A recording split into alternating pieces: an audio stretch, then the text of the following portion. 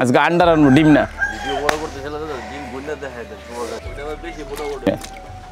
আজকে আন্ডা রান্না দেখাবো এবং খাইতে অনেক স্বাদ। যাদের তাড়াহুড়ো আছে, মানে যারা মেসে থাকেন, তাদের সেই ভাই বোনদের জন্য খুব ভালো লাগবে। আলু কিছু অল্প কিছু আলু নেবেন, আলু ছোটো ছোটো করে কাটবেন, তারপরে আমি যেভাবে দেখাই দেব ওইভাবে রান্না করবেন। খাইয়ে দেখবেন যে কী টেস্ট হয়। খারাপ পরিস্থিতির মধ্যে চলমান ছিলাম, হ্যাঁ, বর্তমানে বিভিন্ন শুভাকাঙ্ক্ষী আমাদের পাশে এসে দাঁড়াইছে। আজকেও একজন শুভাকাঙ্ক্ষী নাম বলতে অনিচ্ছুক, তিনি বলছে যে মিল্টন ভাই নাম না বললেন।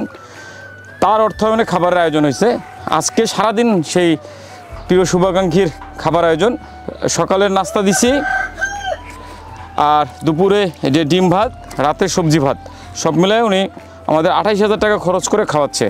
যে শুভাকাঙ্ক্ষী আমাদের খরচ করে খাওয়াচ্ছে তার কাছে অনেক অনেক কৃতজ্ঞতা, ধন্যবাদ জানাই। একই সাথে আমাদের প্রিয় শুভাকাঙ্ক্ষী তার পরিবার, স্বজন, আত্মীয় স্বজন, তার মা এবং শাশুড়িদের জন্য দোয়া চাইছে।